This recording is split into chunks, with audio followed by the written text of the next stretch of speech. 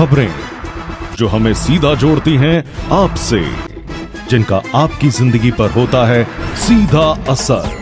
खबर का मतलब है एक भरोसा, और आपका भरोसा है हमारी जिम्मेदारी। ATL टीवी, भरोसा अलवर का।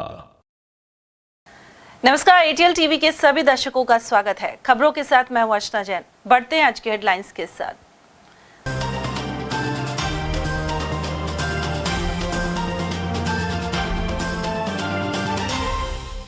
घरेलू सिलेंडरों के अवैध उपयोग और रिफिलिंग का किया पर्दाफाश। मोती डूंगरी क्षेत्र में रसद टीम ने मारा छापा। देवर ने भाभी का सिर फाड़कर भतीजे की चबाई उंगली। सोतका भजेड़ा में पानी के पाइप को लेकर हुआ विवाद। जूली की पर्ची से ब्लड लेने गए युवक को लौटाकर कहा अब नहीं है कांग्रेस सरकार। जिला अस्पताल के प्रभारी पर लगे आरोप। और साइलेंसर से सड़कों पर शोर मचाने वाली 10 बाइक जब्त कर ठोका जुर्माना। शहर में ट्रैफिक पुलिस ने की कार्रवाई। और अब खबरों को हम जानेंगे विस्तार से। अलवर में घरेलू गैस सिलेंडरों के अवैध उपयोग और रिफिलिंग को लेकर रसद विभाग ने बड़ी कार्रवाई की है। जिला रसद अधिकारी विनोद जुनेजा के निर्देशन में मोती डूंगरी स्थित RK ऑटो पार्ट्स पर छापा मारा गया, जहां घरेलू गैस सिलेंडरों का व्यावसायिक उपयोग किया जा रहा था। कार्रवाई के दौरान टीम ने 85 घरेलू और 2 व्यावसायिक गैस सिलेंडरों समेत गैस रिफिलिंग मोटर एवं नली जब्त की है। कुल 87 सिलेंडरों को जब्त कर ज्योति गैस सर्विस के प्रतिनिधि अनिल सिंह को सौंप दिया गया। उधर इस कार्रवाई से अवैध गैस रिफिलिंग करने वालों में हड़कंप मच गया। गौरतलब है कि अनेक ढाबों और रेस्टोरेंट आदि में भी घरेलू सिलेंडरों का व्यावसायिक उपयोग होता है। कुल मिलाकर इस तरह की सख्त कार्रवाई नियमित रूप से करने की जरूरत बनी हुई है। अलवर के सदर थाना अंतर्गत ग्राम सोतका भजेड़ा में गत रात्रि पानी के पाइप लगाने को लेकर देवर ने फरसी से भाभी का सर फाड़ दिया। वहीं बीच बचाव करने आए भतीजे की उंगली भी चबा ली। जानकारी के अनुसार कपूर गुर्जर अपने बड़े भाई चेतराम के पशुओं के समीप से पानी की पाइप लगा रहा था। इस पर भाभी संता देवी ने पशुओं के पैर से पाइप कटने की आशंका जताते हुए अलग स्थान से लगाने की बात कही। ऐसे में आक्रोशित होकर कपूर ने फरसी से संता देवी का सर फाड़ दिया। साथ ही भतीजे हरकेश का हाथ पकड़कर उसकी एक उंगली भी चबा ली। घायलों को सामान्य चिकित्सालय में लाया गया है। मम्मी का नाम संता है और चाचा ने मेरे ने फावड़ा दिया है, वो फरसी दिए, टेट फांस दी मेरी मम्मी की। कौन सा गांव है अपना? सोत का गांव है मेरा। किस बात को लेकर हुआ? वो गाय पाइप दाब रहा था मेरा चाचा। उस गाय मतलब मम्मी ने कह रही थी अब यहाँ मत दाबे, लगाए तू यहाँ गाय फोड़ फाड़ दे, तोड़ता दे, फिर तू 2 दिन पीछे नु कहे तो रहने यार परा हुआ दाब ले बगल में हुआ क्यों करवाया। बस इस तने क्यों खे कैसे दी तने, बस इसी बात के लेकर फरसी लेकर आया, फोड़ दी टेट। तुम्हारे हाथ में क्या हुआ? मेरे हाथ में चाब, ये अंगली खा गया मेरी अंगली को। कौन? कपूर? हाँ, कपूर सिंह। और वहीं पुरानी रंजिश के कारण अलवर नगर निगम के कर्मचारी महेश कुमार सैनी पर बस स्टैंड के पास जानलेवा हमला किया गया है। पीड़ित ने कोतवाली थाने में रिपोर्ट दर्ज कराई है। पीड़ित के अनुसार देर रात कविश और उसके पिता किशन लाल ने बातचीत के बहाने कमरे से बाहर बुलाया एवं सड़क पर ले गए। इसके बाद दोनों ने उसे चूड़ी मार्केट ले जाकर बेरहमी से मारपीट की। महेश सैनी के अनुसार हमलावरों ने उसे हत्या की धमकी भी दी है। बेरहमी से पिटाई के चलते महेश के दोनों पैरों में गंभीर चोटें आई हैं और हाथ में फ्रैक्चर हो गया। किसी तरह जान बचाकर पीड़ित पुलिस कंट्रोल रूम पहुंचा और घटना की सूचना दी। पीड़ित का कहना है कि पहले वह एक कार्यालय में चतुर्थ श्रेणी कर्मचारी था और इस दौरान संबंधित अधिकारी ने आरोपी कविश की अनुबंधित गाड़ी वहां से हटवा दी थी। आरोपी को इसके पीछे महेश पर शक था और इसी रंजिश के चलते उसने हमला किया। मंगलवार की रात को मैं मेरे कमरे पे था, रात के करीब 10 बज रहे थे। कविश और उसके पिताजी मेरे कमरे पे आ गए। बात करने से बहाने मुझे नीचे ले गए। हम बात करते करते बस स्टैंड रोड पे पहुंच गए। फिर उसने कविश ने मेरे को वहाँ पीटा और वहाँ से उठा के चूड़ी मार्केट ले गए। वहाँ पर उन्होंने मेरे साथ खूब मारपीट की, हाथ तोड़ दिया, पाँव में भी चोट लगी है। अच्छा। गले को गला मोच कर मैं मारने की कोशिश की। वो बोले कि यहाँ से तेरे को पहाड़ में ले चलेंगे, वहाँ मारेंगे। उसका फादर तो मोटरसाइकिल स्टार्ट करने लग गया और वो मेरे पास खड़ा था। उसको मैंने धक्का दे के वहाँ से जान बचा के भाग गया। उन्होंने मेरा पीछा कंट्रोल रूम तक किया, लेकिन मैं कंट्रोल रूम के अंदर भाग के घुस गया। उस वहाँ से फिर वो वहाँ से भाग गए। अच्छा, फिर ये इनकी रंजिश किस बात की आपसे? इन्होंने कहा पहले मैं भी RWL वर्क के वहाँ नौकरी करता था, इसने गाड़ी लगा रखी थी वहाँ पर। तो गाड़ी में उनकी साहब वगैरह ने उठा दी, उनको ये लगा कि इन्होंने उठा दी, इस वजह से उसके दिमाग में कुछ था कि इसने उठाई गाड़ी। आप वहाँ पे किस पद पे थे? Fourth class. नेता प्रतिपक्ष टीकाराम जूली की पर्ची लेकर खून लेने एक युवक जिला अस्पताल के ब्लड बैंक पहुंचा तो इंचार्ज ने यह कहते हुए मना कर दिया कि अब कांग्रेस की सरकार नहीं है। बाद में युवक ने जूली को मैसेज किया और तब जाकर उसे ब्लड मिला। बीजवाड़ नरूका निवासी सुरेश कोहली ने बताया कि उसकी ताई चंपा का नमन होटल के पास एक्सीडेंट हो गया था। सामान्य चिकित्सालय में भर्ती महिला के लिए डॉक्टर ने ब्लड की जरूरत बताई। इसके बाद वह टीकाराम जूली के कार्यालय पर पहुंचा, जहां उसे ब्लड के लिए पर्ची मिल गई। लेकिन अस्पताल के ब्लड बैंक में पर्ची दिखाने पर इंचार्ज ने कहा कि अब कांग्रेस की सरकार नहीं है, वहीं जूली के नाम से ब्लड नहीं मिलेगा। सुरेश ने यह आरोप लगाते हुए कहा कि ब्लड बैंक के चार्ट पर उस समय 5 यूनिट AB पॉजिटिव खून मुहैया होने के बावजूद इनकार कर दिया गया। ब्लड ना मिल रहा साहब, ब्लड बैंक है। कब से परेशान हो रहे हो? सुबह से। सुबह से क्या मामला हुआ था? किसके ब्लड चल रहा है? ये माँ के ब्लड चढ़ रहा है सर। क्या हुआ था माँ को? एक्सीडेंट हुआ था। कब हुआ था? कल। किस चीज से? ये टेम्पो पलट गया उसके ऊपर, तो हाथ टूट गए उसका और कमर में लग गई। तो उसके लिए डॉक्टरों ने कल से ब्लड मांग रहे हैं, ब्लड नहीं मिल रहा। तो आपने ब्लड मांगा, क्या कहा उन्होंने? मना कर दी बिल्कुल ही, क्या कहा? नहीं मिलेगा ब्लड। फिर आप लेटर लेके आए किसी? लेटर जूली से लेटर लेकर आए, जूली का लेटर की कोई मानता नहीं है। क्यों, क्या कहा उन्होंने? क्योंकि ये लेटर ब्लड मिलेगा ही नहीं है। क्यों नहीं मिलेगा? कुछ कहा होगा उन्होंने? ब्लड ही ना है ब्लड बैंक। फिर आपने वहाँ पे फीस दे की ब्लड खाया नहीं था? खाया था, 5 यूनिट था। आपको मना कर दिया? क्या नाम है आपका? कहाँ से आए थे? सुरेश कोहली है मेरा नाम, पेशेंट का नाम चंपा है, बीजवाड़ नरूका मेरा गांव है। उल्लेखनीय है कि 30 नवंबर को नेता प्रतिपक्ष टीकाराम जूली के जन्मदिन पर रक्तदान शिविर लगता है। इस बार लगे शिविर में 1100 यूनिट से अधिक रक्तदान हुआ था और इसे विभिन्न ब्लड बैंकों में भेज दिया गया था। सामान्य चिकित्सालय ब्लड बैंक में भी 85 यूनिट से अधिक ब्लड उनके नाम से जमा है। वहीं जब किसी जरूरतमंद को ब्लड की जरूरत होती है तो जूली के कार्यालय से पर्ची लिख दी जाती है। आरोप है कि ऐसी ही एक पर्ची पर खून देने से जिला अस्पताल में इंकार कर दिया गया। अलवर शहर की सड़कों पर साइलेंसर के जरिए तेज शोर करते हुए बाइक चालक कई बार नजर आ जाते हैं। वहीं ट्रैफिक पुलिस ने यातायात नियमों का उल्लंघन करने वाली 10 मॉडिफाइड साइलेंसर बाइक जब्त की हैं। प्रभारी मुकेश कुमार ने बताया कि इन चालकों के खिलाफ MV एक्ट के तहत कार्रवाई की गई। इस दौरान पटाखे जैसी आवाज निकालने वाली 10 बाइकें जब्त की गई हैं। इसके अलावा चालान भी ठोके गए, साथ ही इन बाइक से मॉडिफाइड साइलेंसर हटवा दिए गए हैं। अलवर शहर में पिछले काफ़ी दिनों से ये बुलेट बाइक वाले जो मॉडिफाइड साइलेंसर लगा के पटाखा छोड़ते हैं, इसके बारे में शिकायत प्राप्त हो रही थी, जिस पर उच्चाधिकारी द्वारा निर्देश दिए जाने पर कल दिनांक को 10 कार्रवाई की गई है, जिनमें बुलेट बाइक को जब्त किया गया है और उनका चालान किया गया है और आगे भविष्य में भी इनके खिलाफ लगातार कार्रवाई जारी रहेगी। जिला विधिक सेवा प्राधिकरण सचिव मोहनलाल सोनी ने अलवर कारागृह का निरीक्षण किया। सचिव के अनुसार निरीक्षण के दौरान 640 विचाराधीन एवं 344 सजा याफ्ता पुरुष बंदी मिले।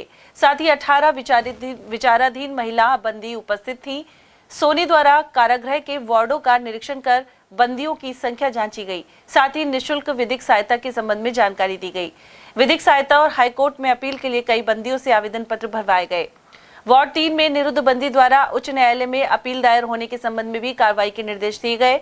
उधर वार्ड 6 में निरीक्षण के दौरान बंदियों ने टॉयलेट्स की साफ सफाई नहीं होने और वार्ड 8 एवं 9 में उचित चिकित्सा सुविधा नहीं मिलने जैसी शिकायतें सामने आई। ऐसे में संबंधित कर्मचारियों को आवश्यक निर्देश प्रदान किए गए हैं। उधर बंदियों के अधिकारों को लेकर जागरूकता शिविर भी लगाया गया। इसमें प्राधिकरण सचिव सोनी ने उपयोगी जानकारी दी। इस दौरान केंद्रीय कारागृह के अधीक्षक शिवेंद्र शर्मा सहित महेश घोटवाल, मनोज यादव, संतराम, लवीना चौधरी और राजेंद्र भी उपस्थित रहे।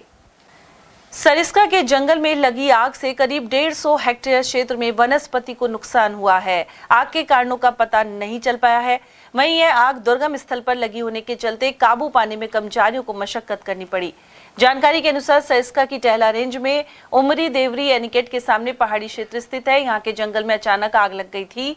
हालांकि विभाग का कहना है कि आग से सूखे पत्ते और झाड़ियां आदि जले हैं एवं अन्य वनस्पति और जीव सुरक्षित हैं। उधर आग की रोकथाम में सरिस्का, टहला, अकबरपुर, तालवृक्ष और अलवर बफर रेंज के स्टाफ सहित स्थानीय लोगों का भी सहयोग रहा।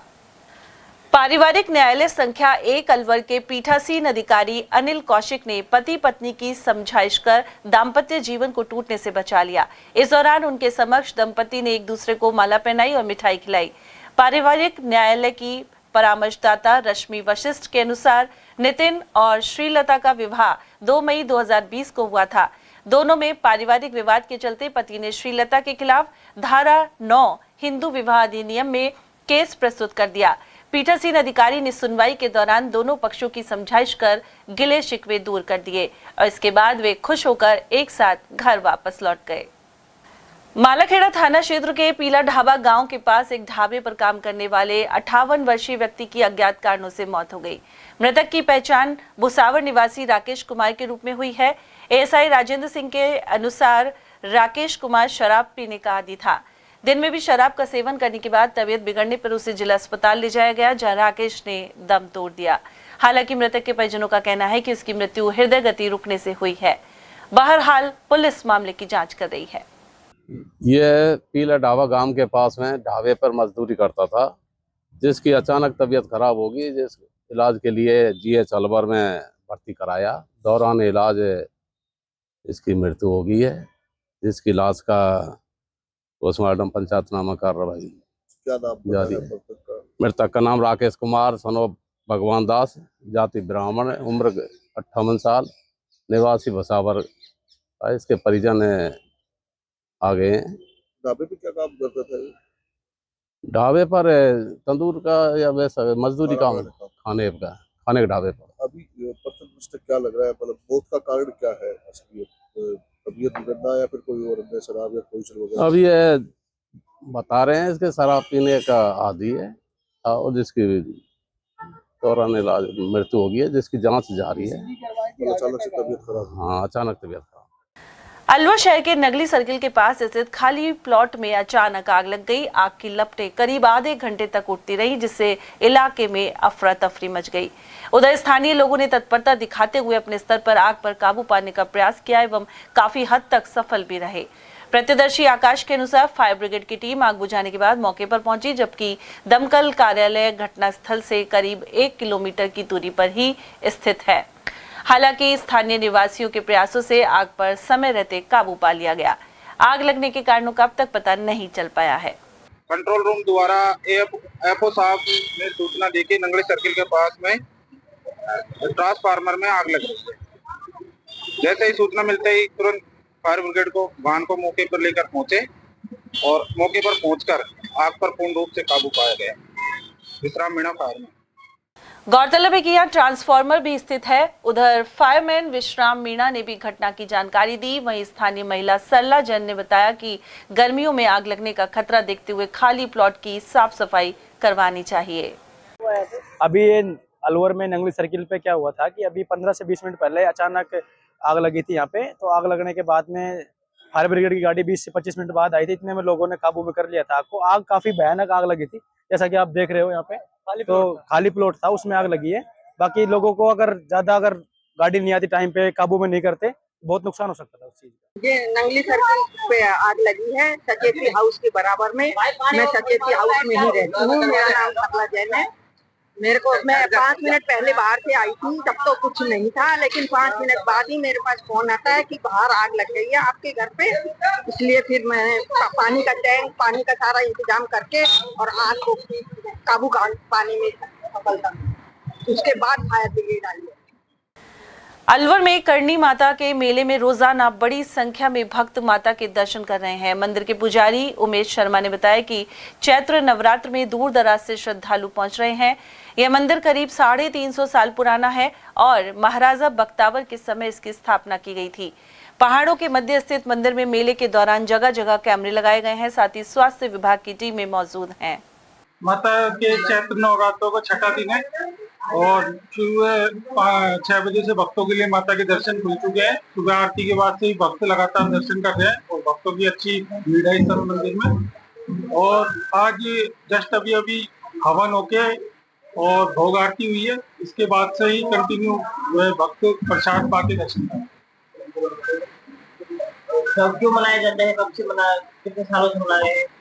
ये नवरात्र तो ये तो सदियों से चलते आ रहे हैं। ये मंदिर लगभग 350 साल पुराना मंदिर है और इसमें माता करणी की मूर्ति स्थापित महाराजा बख्तावर सिंह जी के द्वारा कराई गई थी और माता स्वयं यहाँ विराजमान है और जगजननी है, सब लोगों की मनोकामना पूर्ण करती है, इसलिए इनका नाम करती है।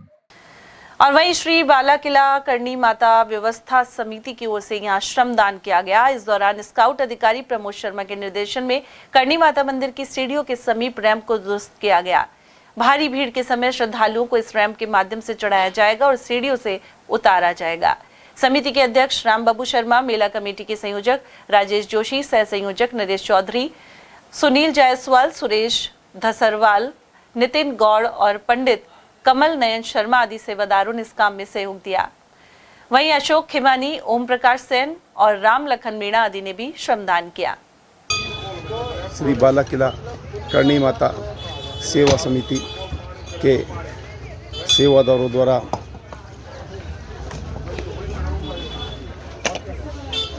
सीढ़ियों के बगल में बनने वाली रैंप का कार्य किया जा रहा है, जिससे कि मेले में आने वाले श्रद्धालुओं को किसी भी तरह की परेशानी का सामना नहीं करना पड़े। आप देख रहे हो किस प्रकार हमारे ये सेवादार सेवा कर रहे हैं। गर्मी की शुरुआत के साथ ही अलवर शहर में पानी की समस्या बढ़ती जा रही है। लोग जलदाय विभाग पहुंचते हैं तो अधिकांश समय अधिकारी कुर्सी पर नहीं मिलते। उधर मालवीय नगर के बी ब्लॉक में जल संकट से परेशान महिलाओं ने मिनी सचिवालय पहुंचकर जिला कलेक्टर को अवगत करवाया। इस पर जिला कलेक्टर ने जलदाय विभाग अधिकारियों को निर्देशित किया है।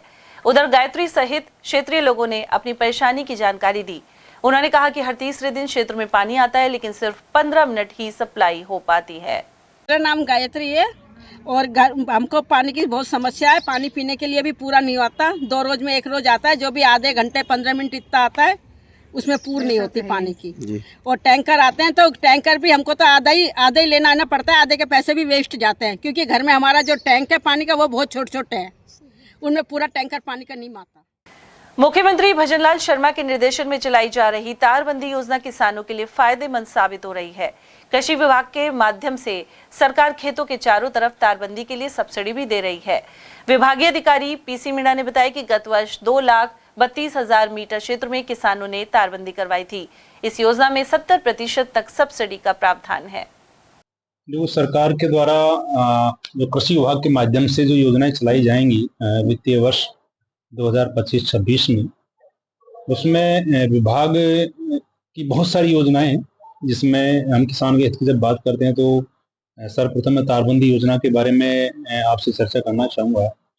और इसमें यही प्रावधान है कि कोई भी किसान भाई अपने खेतों के चारों तरफ तारबंदी कराएं और अपनी फसल को जंगली जानवर हैं या आवारा जो पशु हैं उनसे बचाव करें।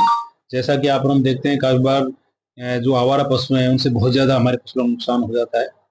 तो सरकार की ये बहुत अच्छी योजना है और इसमें पिछले वित्तीय वर्ष तक तो ये प्रावधान था कि भाई एक ही जगह एक किसान की कम से कम 1.5 हेक्टेयर जमीन होनी चाहिए, लेकिन सरकार के पास में हमने किसानों की जो भावनाएं थी उनको भिजवाया और हमने आधा हेक्टेयर तक का इसमें रिलैक्सेशन चाहा था और सरकार ने उस पर ध्यान रखते हुए इस वित्तीय वर्ष से एक किसान के लिए आधा हेक्टेयर जमीन पर भी तारबंदी करने के लिए इसमें प्रावधान लागू किए हैं।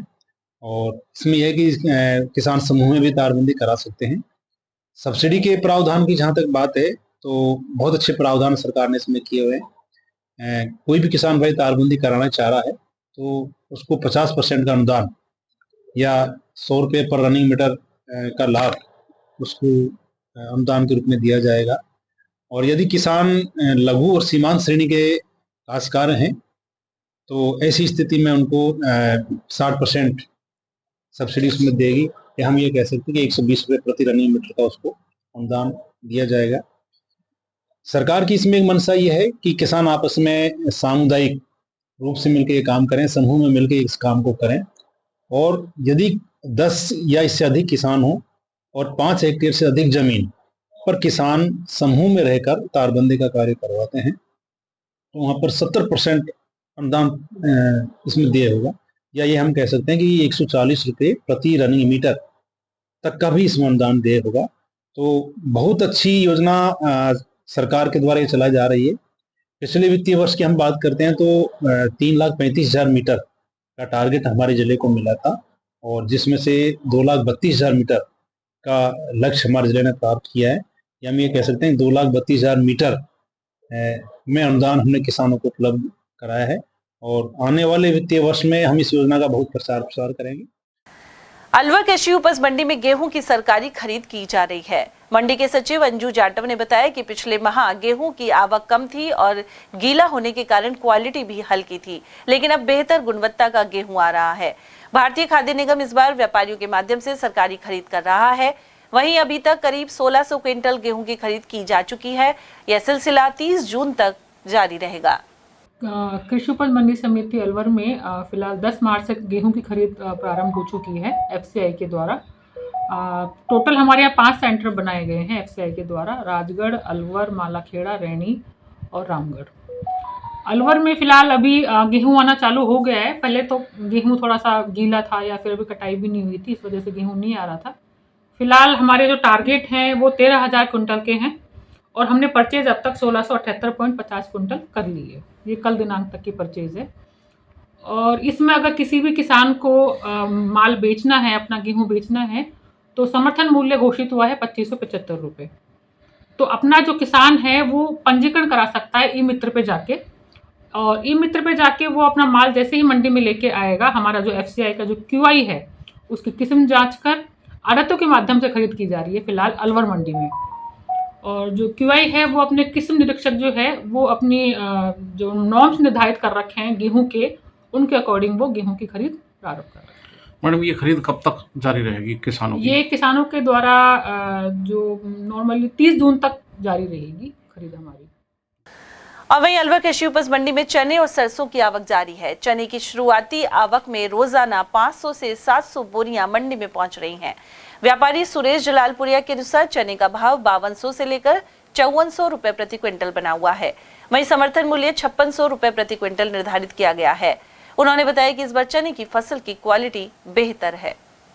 चने की अलवर कृषि उपज मंडी में 500 से 700 कट्टों की आवक है, और चना चूँकि हमारे आसपास के क्षेत्रों में कम होता है, दौसा बांधों की तरफ ज़्यादा होता है, और चने के वर्तमान में भाव हमारे यहाँ 5200 से 5400 रुपये के चने के भाव हैं प्रति कुंटल क्वालिटी वाइज। और पिछले साल के मुकाबले चने समान भाव। सर, क्वालिटी किस तरह की आ रही है? सरकार का जो समर्थन मूल्य का 5650 रुपये का तुलाने का जो सपना है, हो सकता है कि कुछ मंडियों में तुले, और आसपास की मंडियों में 5650 रुपये में किसानों से जो बात की हमने, वो सरकार को समर्थन मूल्य पर तुलाने के बजाय मंडियों में बेचकर राजी। सर, क्वालिटी किस तरह की इस बार बहुत बढ़िया। सरसों, चना, गेहूँ सभी की क्वालिटी बहुत अच्छी। तो इस बार सर क्वालिटी अच्छी है, इसका क्या कारण है? ये सब प्राकृतिक मौसम का एक कारण होता है, वो किसी का हाथ में नहीं होता। और बीज भी प्रतिदिन, मैं समझता हूँ कि कोई रोजना नए नए तरीके की प्रयोगशालाओं में जो एक प्रयोग हो रहा है, उससे प्रतिदिन बीजों की क्वालिटी सुधर रही है।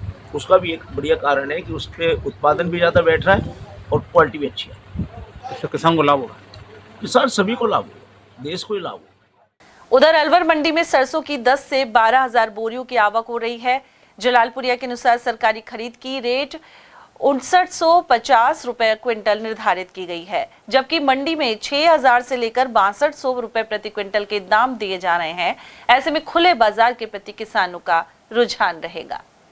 अलवर कृषि उपज मंडी में सरसों 10-12 हज़ार कट्टे प्रतिदिन आ रहे हैं, और मैं समझता हूँ कि पिछले वर्ष के मुकाबले इस वर्ष 200 से 300 रुपया भाव ऊँचे हैं। उससे किसान में बहुत खुशहाली है, और किसान बहुत मन से अपने सरसों बेच के जा रहा है। और सरकारी जो समर्थन मूल्य है उस करीब हमारे पास में आ गया है, इसलिए हो सकता है सरकार को समर्थन मूल्य पर सरसों तुलाने की कोई आवश्यकता नहीं पड़ेगी। सर, अब वर्तमान में क्या भाव चल रहा है? वर्तमान में सरसों अलवर में 6200 रुपया 42 कंडीशन के भाव है। जो जनरल सरसों के भाव मैं समझता हूँ कि 5700 से 6000 रुपये के भाव हो गए। सरकार का 5950 रुपये का सरसों का भाव समर्थन मूल्य का है, तो कोई भी किसान वहाँ जाकर राजी नहीं है। इसलिए सरकार की जो योजना है कि 10 अप्रैल से सरसों समर्थन मूल्य पर तुलाएंगे। मैं समझता हूँ कि मुझे कोई संभावना नहीं लगती कि सरकार को समर्थन मूल्य पर सरसों मिले। जिले में 5वीं बोर्ड की परीक्षा 7 अप्रैल से शुरू होगी। वहीं गुरुवार को अलवर डाइट कार्यालय से प्रश्न पत्र वितरित किए गए। प्रभारी डॉक्टर नुरिता झा ने बताया कि परीक्षाएं 17 अप्रैल तक चलेंगी। बसों के जरिए प्रश्न पत्रों को संबंधित थाने में ले जाया गया। एग्जाम शुरू होने से आधा घंटे पहले संबंधित विषय के प्रश्न पत्रों को केंद्र पर पहुंचाया जाएगा। हाँ, 5वीं बोर्ड की परीक्षाएं जो हैं वो 7 अप्रैल से शुरू हो रही हैं और 17 अप्रैल तक हैं, और जिसके तहत आज डाइट अलवर से प्रश्न पत्रों का वितरण सभी सीबीओ साहब के माध्यम से किया गया है। सभी परीक्षा केंद्रों तक हर बस में सुरक्षा गार्ड गए हैं पुलिस द्वारा, और उसके अलावा हर थाने तक परीक्षा के सारे प्रश्न पत्र सुरक्षित रखवाने के लिए एक डाइट से भी कर्मी गए हैं, और उसके साथ साथ सीबीओ महोदय और उनके साथ के भी उनके सहकर्मी भी हैं। अलवर निवासी नरेश धानावत को कलाल समाज का प्रदेश अध्यक्ष नियुक्त किया गया है। धानावत ने बताया कि दिल्ली में राष्ट्रीय स्तर की बैठक में निर्णय लिया गया। उन्होंने कहा कि कलाल समाज को अलग पहचान दिलाने का प्रयास किया जाएगा। इसके अलावा समाज की समस्याओं को दूर करते हुए देश की मुख्य धारा के साथ आगे बढ़ने का काम होगा।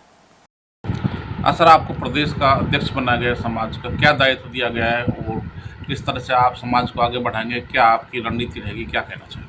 अखिल भारतीय कलवार कलार कलाल जायसवाल महासभा की तरफ से अभी दिल्ली में राष्ट्रीय बैठक हुई थी। उस बैठक में मुझे भी आमंत्रित किया गया था और उस बैठक में राजस्थान का प्रदेश अध्यक्ष की जिम्मेदारी मुझे प्रदान की। पूरे राजस्थान में और पूरे भारतवर्ष में जो कलाल समाज है, जो विभिन्न समाज, जायसवाल समाज है, कलार समाज है, कलवार समाज है, ये सब सहस्त्रभाव अर्जुन जी के वंशज हैं, और पूरे राजस्थान में इस समाज को संगठित करने की जिम्मेदारी, इस समाज को एकत्रित करने की जिम्मेदारी का भार मुझे सौंपा गया। मेरी योजना रहेगी कि पूरे राजस्थान में इस समाज का राष्ट्रीय स्तर पर, राज्य स्तर पर एक अपनी पहचान बने और समाज को आगे बढ़ा के भारत के लिए, राष्ट्र हित के लिए हम सब काम करें। ऐसी योजना हम सबकी रहेगी। और यहाँ वक्त एक छोटे से ब्रेक का। आप देखते रहिए एटीएल टीवी। अलवर शहर में पहली बार एक ही छत के नीचे sports goods and sports wear का एकमात्र showroom stronger sports and wear, Dena bank के सामने, बस स्टैंड रोड, अलवर। यहाँ पर Nivia, Cosco, Spartan, SS, SG, Yonex आदि कंपनी के स्पोर्ट्स गुड्स एवं Shiv Naresh, Select, Volt, Stronger आदि कंपनीज के स्पोर्ट्स वियर उपलब्ध हैं।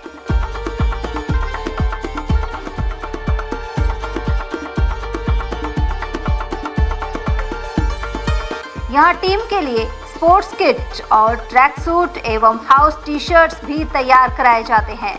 एक बार अवश्य पधारें। Contact number Ashok Kumar 9460374217, Ajay Kumar 9414890908।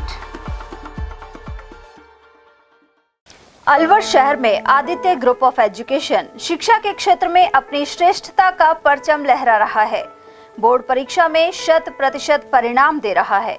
सत्र 2024 में विद्यार्थी पलक जैन, दक्षिता शर्मा व आरजू जांगीड़ ने बोर्ड परीक्षा में 98% अंक प्राप्त कर संस्था को गौरवान्वित किया। संस्था द्वारा तीनों विद्यार्थियों को 21-21 हजार रुपए का पुरस्कार देकर सम्मानित किया गया। संस्था को स्कूल एक्सीलेंट अवार्ड से भी सम्मानित किया गया। हमारे यहाँ अंग्रेजी व हिंदी माध्यम में साइंस, कॉमर्स और आर्ट्स के अनुभवी अध्यापक अध्यापिकाओं द्वारा शिक्षण की उत्तम व्यवस्था है। साइंस वर्ग में 11th, 12th foundation, NEET, IIT का स्कूल फीस में ही अध्ययन करवाया जा रहा है।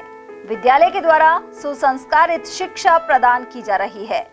विद्यालय में सांस्कृतिक कार्यक्रम, खेलकूद प्रतियोगिता, विज्ञान एवं प्रौद्योगिक विभाग द्वारा आयोजित प्रतियोगिता में छात्र छात्राओं ने भाग लेकर विद्यालय को गौरवान्वित किया है।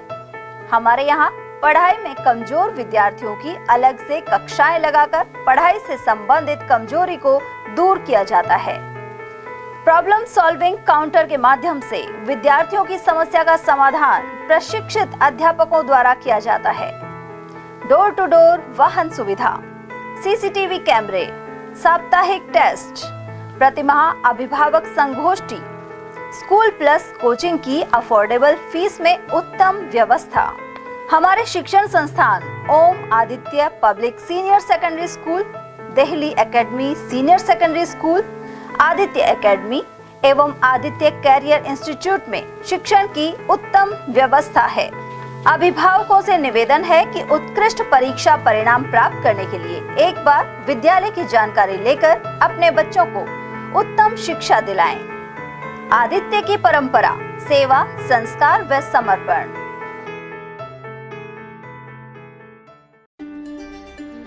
फर्नीचर का 32 साल पुराना जाना माना नाम राहुल डेकोर। यहाँ आपकी लाडली बिटिया के लिए अथवा अपने घर के लिए सभी प्रकार का सागवान का फर्नीचर उपलब्ध है।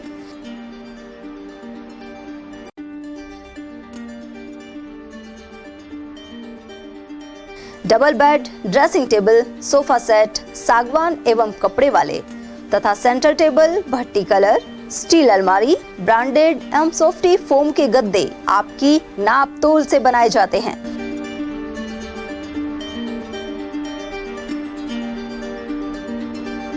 सभी सामान एक ही छत के नीचे उपलब्ध। हमारा पता है अलवर बोर्ड, जसवंत तिराहे से पहले, कटी घाटी, Alwar. Contact number 9414019769 and 9414019768। Doctor Shroff charity eye hospital Alwar द्वारा दी जाने वाली सुविधाएं जैसे RGHS, ESHS, TPA,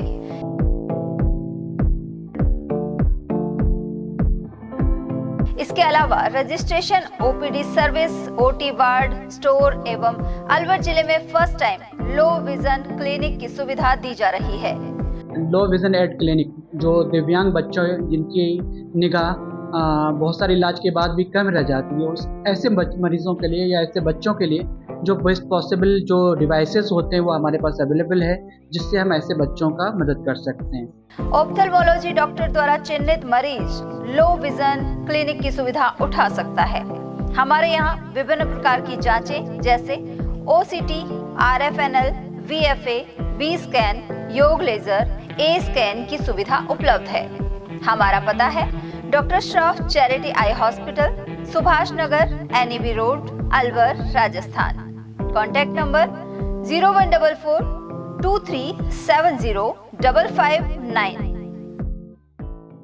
हीरे, सोने, चांदी के जेवरातों के विक्रेता दुर्गा प्रसाद सुनील दत्त ज्वेलर्स, बजाजा बाजार, अलवर।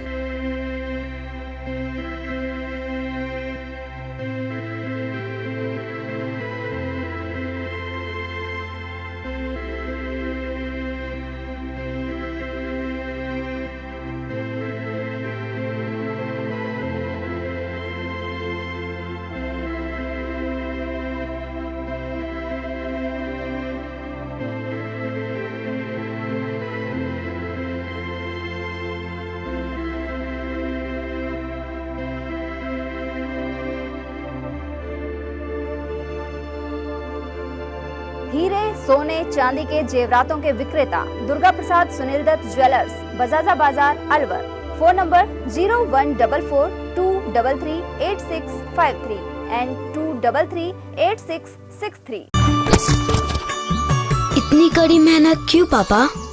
बेटा इतनी मेहनत इसीलिए ताकि सबको खाना मिल सके, किसी पे कोई मुसीबत ना आए। किसी पे मुसीबत ना आए इसलिए आप हो पापा, पर अगर आप पे मुसीबत आ गई तो? अब पाए फसल बीमा केवल 3 आसान स्टेप्स में। क्षेमा सुकृति फसल बीमा।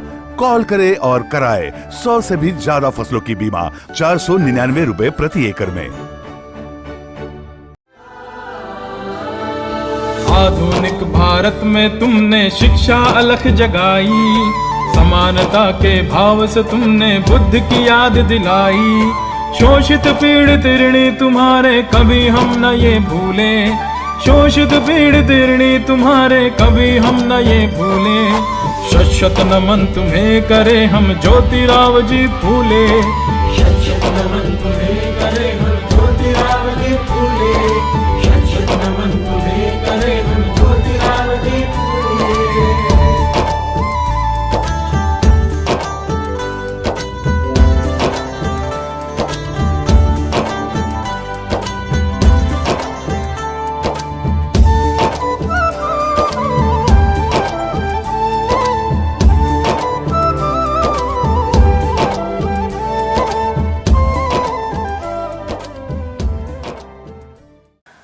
के बाद आप सभी का स्वागत है।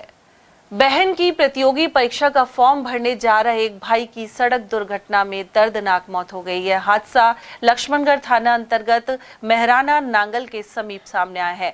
दुर्घटना में 3 अन्य लोग गंभीर रूप से घायल हो गए, जिनमें से एक को जयपुर रेफर कर दिया गया। जानकारी के अनुसार खदानिया गांव निवासी 19 वर्षीय आसिम प्रतियोगी परीक्षा के लिए अपनी बहन का फॉर्म भरने लक्ष्मणगढ़ गया था। वापस लौटते समय मेहराना के समीप पेट्रोल पंप के सामने तेज गति से आ रही एक बाइक से भिड़ंत हो गई। दूसरी बाइक पर सवार 3 लोग भी घायल हुए हैं। उधर आसिम को गंभीर हालत में अलवर रेफर किया गया, जहां चिकित्सकों ने उसे मृत घोषित कर दिया। इस तरह अपने घर से लक्ष्मणगढ़ से आ रहा था घर के लिए, ये अपनी सिस्टर का फॉर्म भरने के लिए गया था, तो वहाँ से आ रहा था नांगल मेहराना में, तो पेट्रोल पंप है ना उसके पास में मतलब एक्सीडेंट हो गया इसका। किस पे था ये? बाइक पे ही था।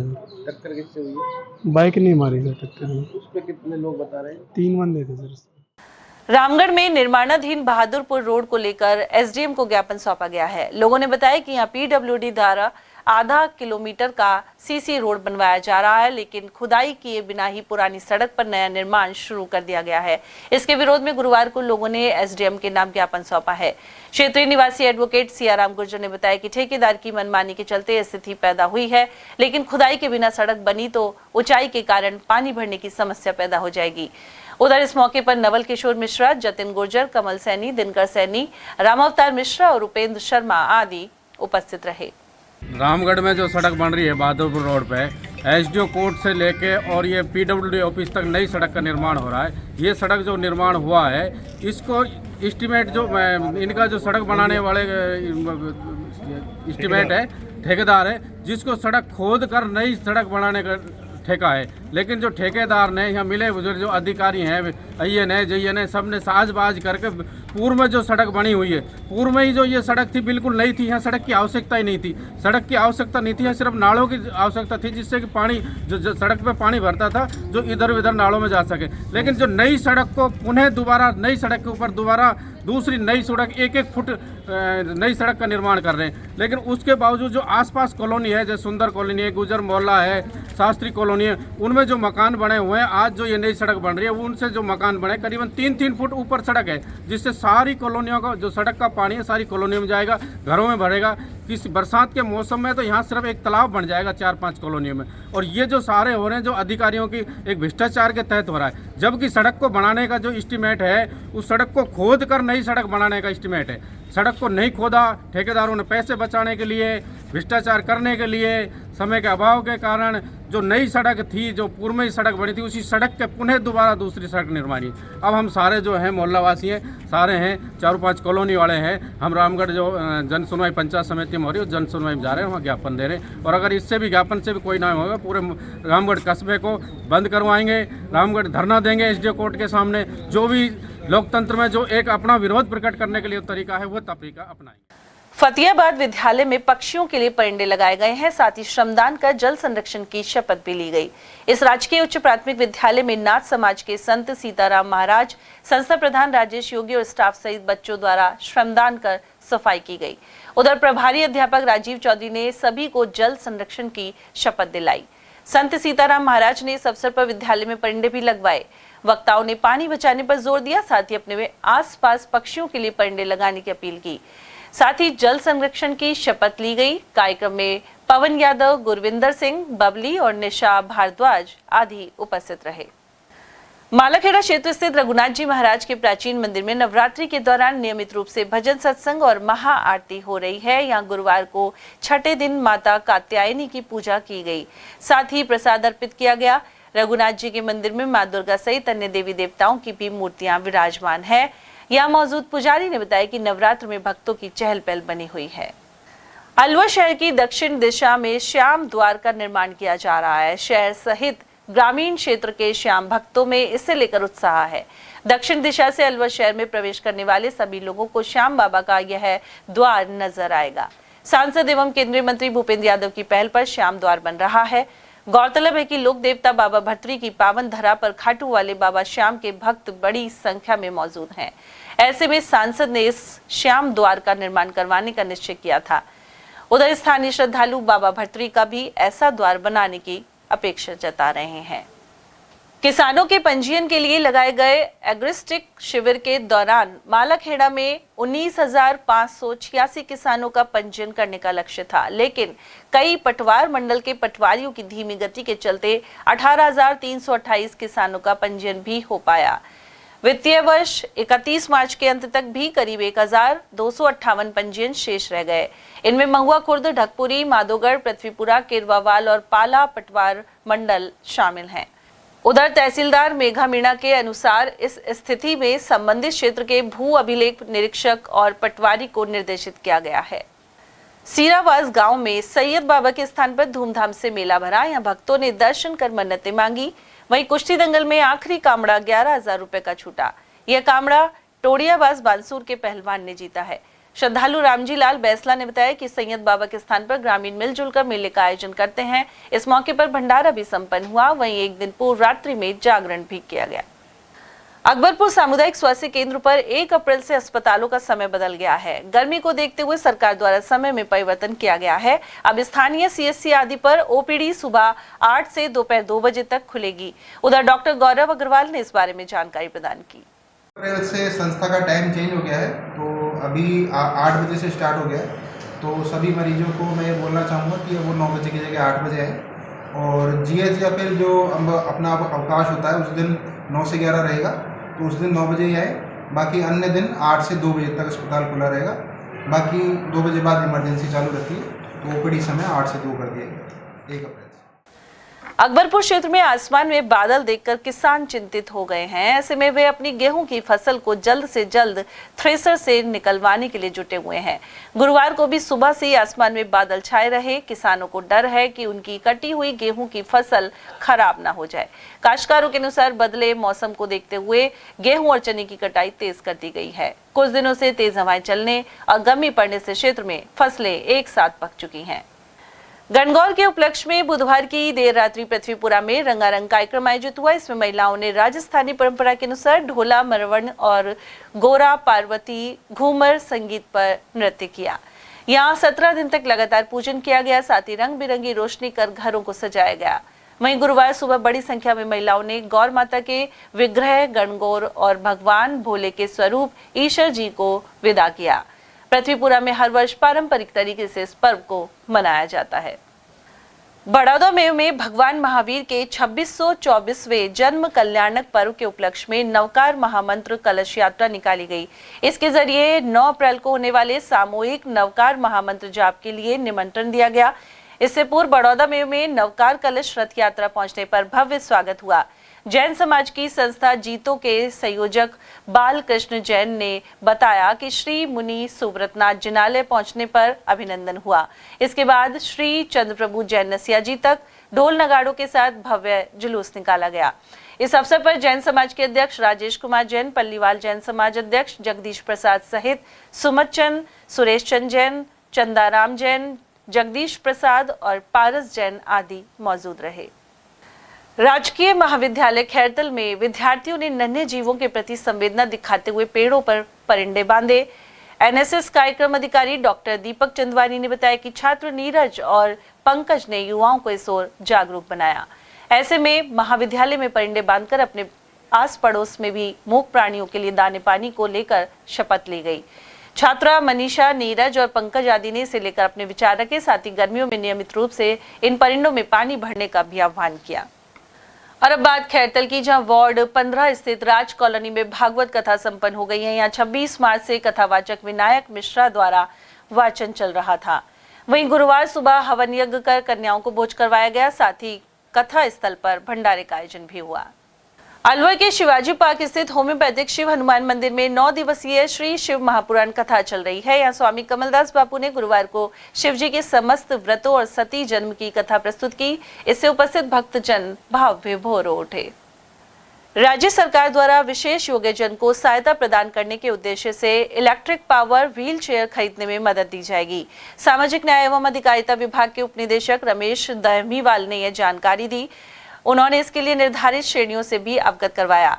वहीं आवेदन करने के लिए पात्र विशेष योग्यजन को 20 अप्रैल तक ऑफलाइन आवेदन जमा करवाने होंगे। और चलते चलते एक बार फिर से नजर डालेंगे आज की हेडलाइंस पर।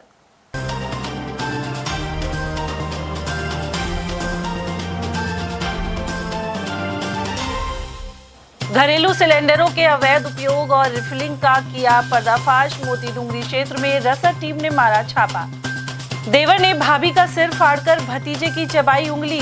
सोतका भजेड़ा में पानी के पाइप को लेकर हुआ विवाद। जूली की पर्ची से ब्लड लेने गए युवक को लौटाकर कहा अब नहीं है कांग्रेस सरकार। जिला अस्पताल के प्रभारी पर लगे आरोप। और साइलेंसर से सड़कों पर शोर मचाने वाली 10 बाइक जब्त कर ठोका जुर्माना। शहर में ट्रैफिक पुलिस ने की कार्रवाई। और इसी के साथ खबरों में आज इतना ही। दीजिए अर्चना जैन को इजाजत। नमस्कार।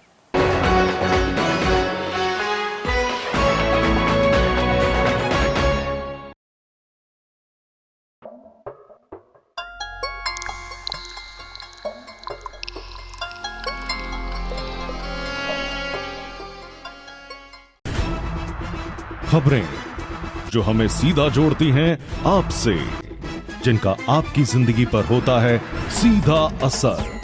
खबर का मतलब है एक भरोसा, और आपका भरोसा है हमारी जिम्मेदारी। ATL TV, भरोसा अलवर का।